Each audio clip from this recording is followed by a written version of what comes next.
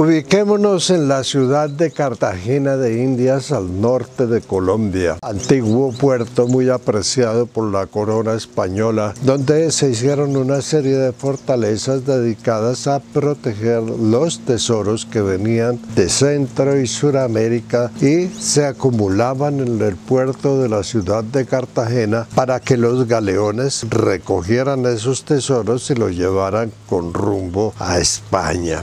Esa era la importancia del puerto de Cartagena, centro de comercio muy importante para las Américas. Alguna vez en el pasado estuvo en estas tierras un señor inglés llamado Francis Drake. Don Francis Drake llegó a Cartagena y la tomó, eso tenía estrategias y todo, invadió la ciudad y la tomó y comenzó a pedir rescate.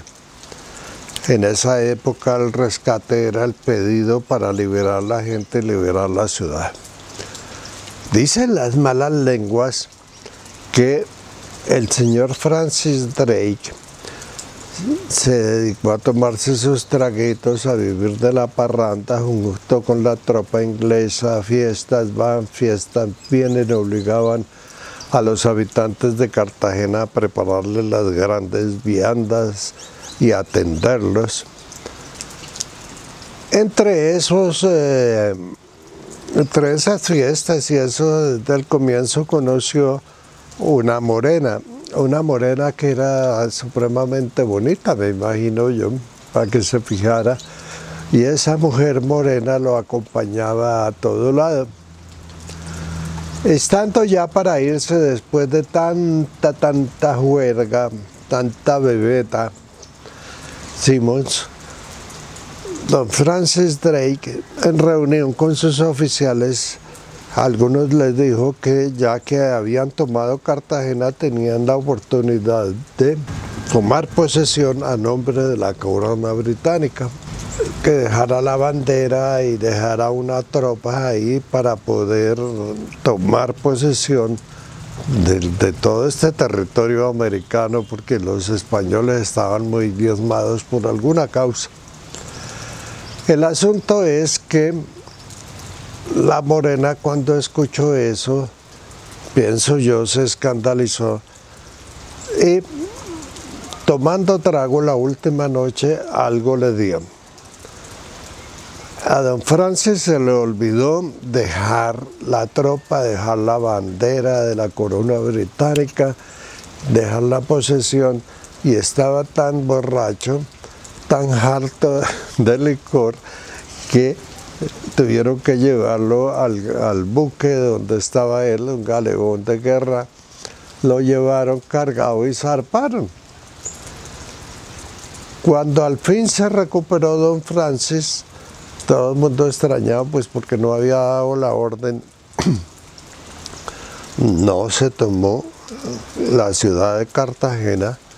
Cuando llegó a Inglaterra, dicen que la reina lo primero que le preguntó: don Francis, usted que es tan bueno, ¿tomó posesión de Cartagena? ¿Hizo la bandera de la corona? Y don Francis le dijo que no. De ahí como que las relaciones con la reina no fueron muy buenas.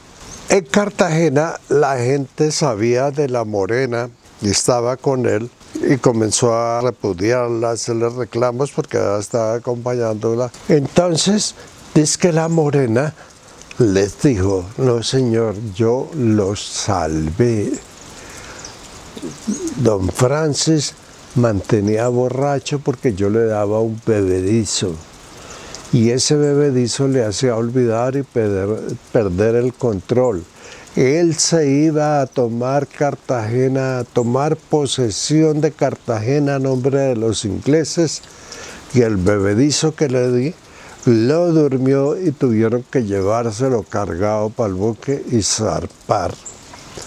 Eso fue ratificado por otras morenas que estaban ahí en la casa principal donde se alojó don Francis Drake mientras la toma de Cartagena.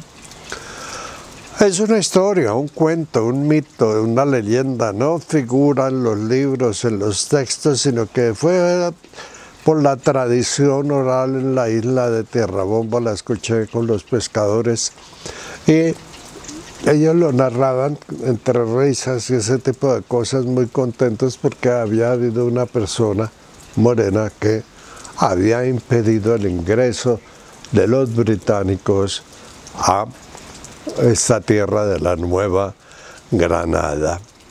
Bienvenidos a estos cuentos de la noche.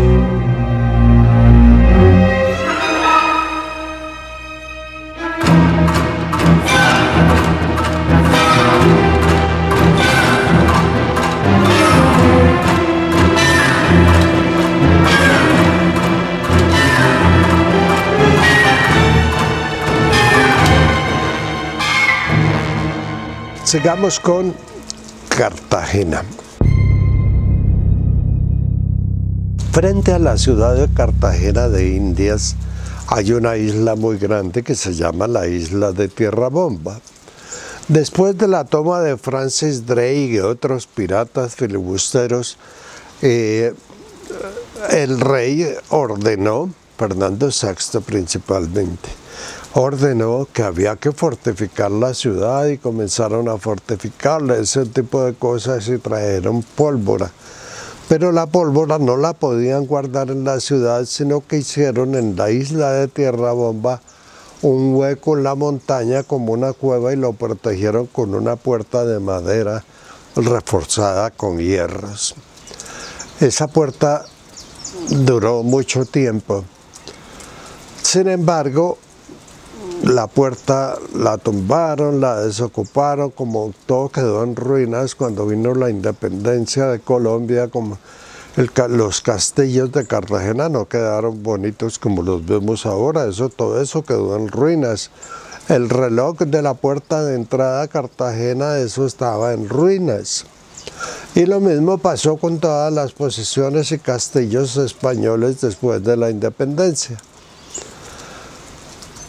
La pared o el techo donde estaba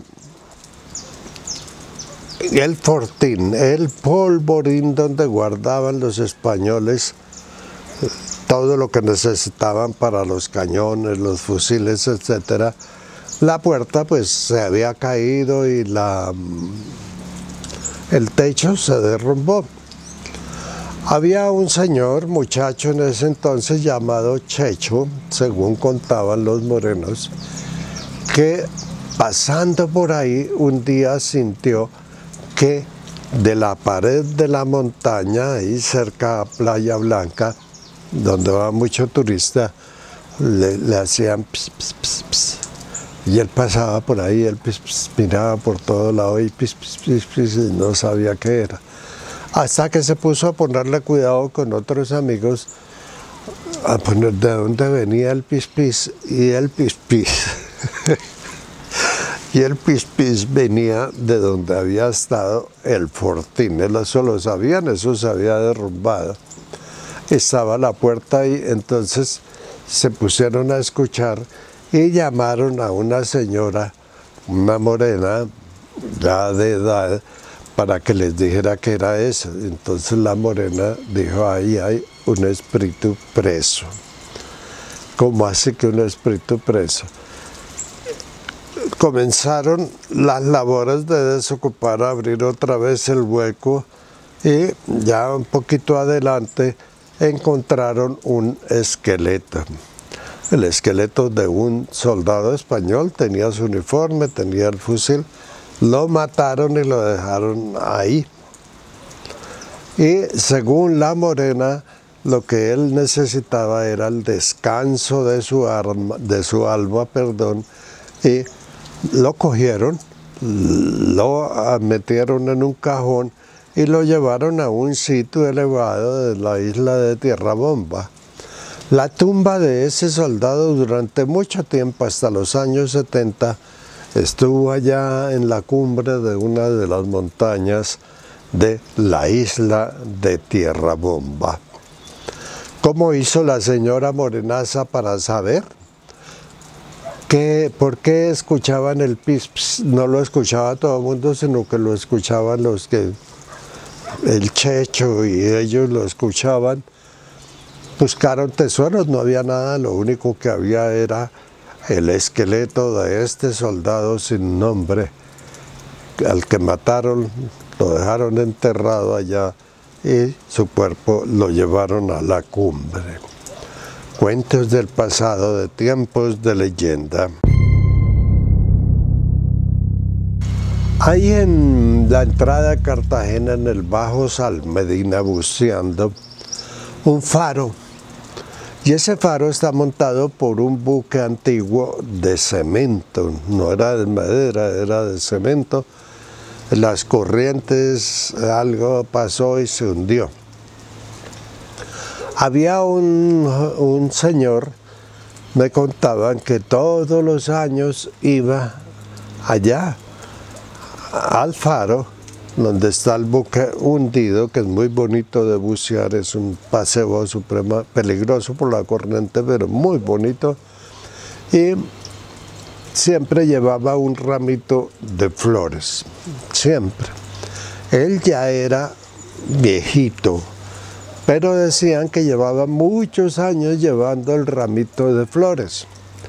La historia o el cuento es que de Cartagena, ese buque que pertenecía a un personaje muy importante de la sociedad, la sociedad cartagenera, lo cargaban de marihuana, lo cargaban de licor, de ron, y al mismo tiempo subían al buque una serie de señoras de la vida no tan alegre que las llevaban, y todo eso partía con rumbo a Panamá. Ese era el destino, llevar licor, tabaco, la hierbita esa y el ron junto con las damiselas.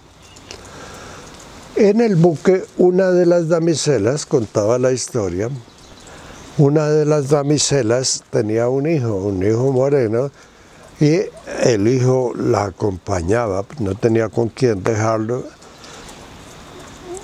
Y saliendo de Cartagena una noche que los estaba persiguiendo la gendarmería, la policía, porque sabían que llevaba contrabando, saliendo de Cartagena hicieron una maniobra equivocada, era noche de tormenta y el buque se hundió. Eso es un cuento, nada está probado. Todos se ahogaron. Las señoras encerradas por allá en un camarote, en una bodega grande, se ahogaron. Los marinos se ahogaron y todos se ahogaron. Y el único que quedó vivo fue el muchacho, el hijo de la señorita. Y él nadando llegó hasta la isla de Tierra Bomba, el primer caserío que hay entrando desde mar abierto frente a Cartagena. Y allá se crió y vivió mucho tiempo. Y él siempre, todos los días de aniversario, porque era en el aniversario de la muerte de su señora madre en el buque ese fatídico de contrabando, iba y le llevaba su ramito de flores. Eso se contaba en Tierra Bomba hasta los años 70 más o menos. El aljibe del sapo. Sigamos en la ciudad de Cartagena, con la isla al frente, la isla de Tierra Bomba, en un escenario que es muy cercano a lo que llamamos Playa Blanca hoy en día, que es muy frecuentado por los turistas. En tiempos pasados, adquirir el agua dulce, el agua potable, el agua para tomar era muy difícil en la isla de Tierra Bomba, porque es una isla que, a pesar de que hace mucho tiempo tuvo grandes bosques, los bosques los talaron para vivienda, para los buques, para las canoas, y eso quedó medio árido. Esa montaña de Tierra Bomba. Buscando agua, con la ayuda de una señora experta en eso, que buscaba agua y sabía de dónde era con sus artes mágicas y demás, lograron en la parte lateral de Tierra Bomba, lo que no se ve desde la ciudad de Cartagena, establecer un lugar. Entonces, le llegó la señora y dijo: aquí hay agua, hay que cavar aquí. Y cavaron ahí, abrieron un pozo profundo, y el agua potable, el agua dulce subía, iban en romería y lo recogían y, perdón, pero es que hay un mosquero con el invierno que no me deja. Estamos en el campo todavía, estamos de viaje, estamos en producción, pero ha habido mucho invierno en Colombia y en esta zona donde nos encontramos. Construyeron el aljibe bien profundo, iban en romería y sacaban el agüita y la llevaban y la traían los baldes de esa época de madera y estaban bien. Algún día, unos borrachos de Cartagena se fueron y cogieron una morenita. Se llevaron la morenita a escondidas y ocurrió una tragedia terrible y la morenita murió y la botaron al pozo. Cuando la señora, no bruja, hechicera, o no sé, tendría otro nombre porque no era tanto bruja, se entera y se dan cuenta, encuentra la morenita, lanza una maldición. Y esa maldición era que los que vinieran de Cartagena a buscar agua ahí no iban a poder sacarla. Pasó el tiempo, establecieron ahí en la isla de Tierra Bomba el leprocomio. Todos los leprosos lo llevaban allá a un barrio especial que construyeron, incluso con iglesia, que todos los leprosos de la Nueva Granada y esa zona lo llevaban allá. Era un sitio apartado en la isla de Tierra Bomba. Los ingenieros encargados de la construcción de eso comenzaron a buscar agua, que era el problema, porque si no tenían que llevarla en buque desde Cartagena y recorriendo, alguien les dijo que había un pozo por allá cerca y se fueron y estuvieron allá.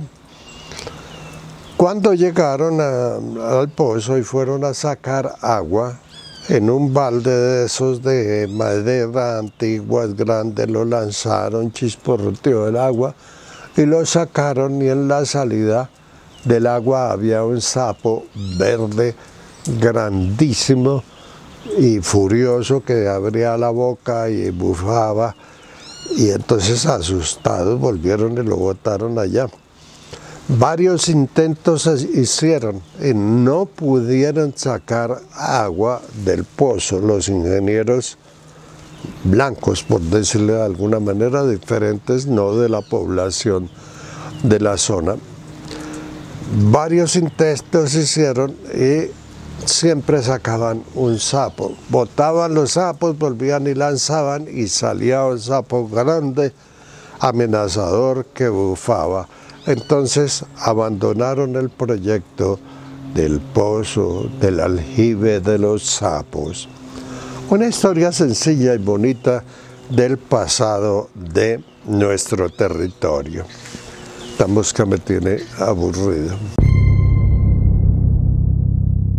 En tiempos modernos, también allí en Cartagena, en tiempos modernos, había dos amigas muy queridas, se querían mucho, se apreciaban, ay, que tú, que yo, ay, besito va, besito viene, vamos a almorzar, vamos a hacer esto.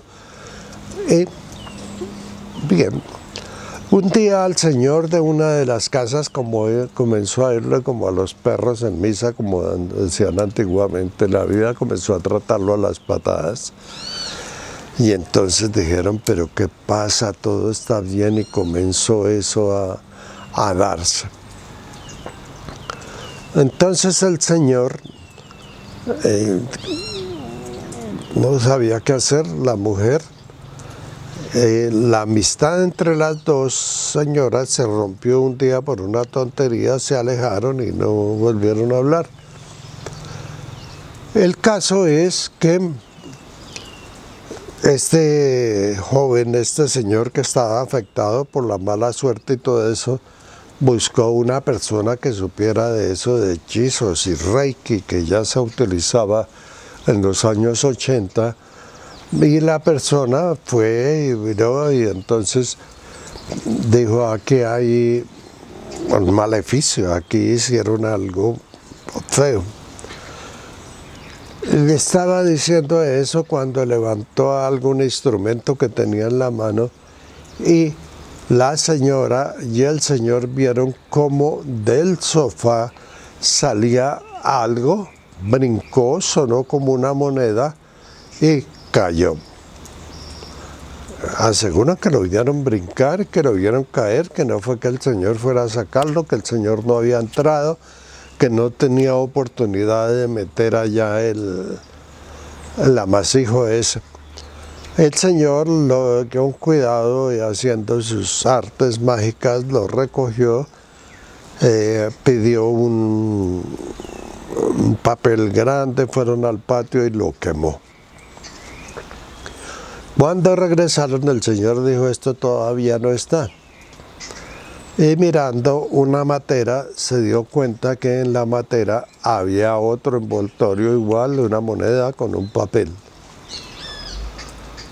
Y lo sacó, movió la tierra, lo encontró, estaba muy superficial, lo sacó y, a sorpresa, también era parte del hechizo. Lo quemaron, el señor miró, no hizo riegos, no hizo ninguna actividad con el huevo, ese tipo de cosas que se usan para los hechizos, y se fue. Y la señora le preguntaba: pero qué cosa tan rara, ¿por qué esto? Entonces el señor le contó. Le dijo: mira, lo que pasa es que fulanita me estaba arrastrando el ala. Fulanita quería que ella y yo tuviéramos algo, yo la rechacé y la última vez se puso brava, tal vez por eso se alejó. Perdón que me adelanté. El señor que sacó el experto en todas esas cosas, que sacó las monedas, les dijo: esto lo colocó una mujer así y así y así. El marido se quedó pensando y le contó a la esposa lo que había pasado con la fulana y llegaron a la conclusión de que eso había sido así. Esa amistad se rompió de por vida. Pero ¿qué capacidad tienen esos hechizos?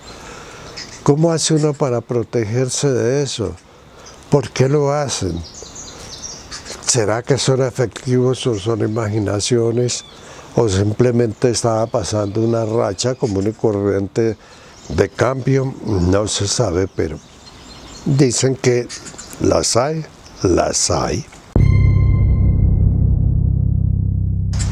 El gusano en el oído.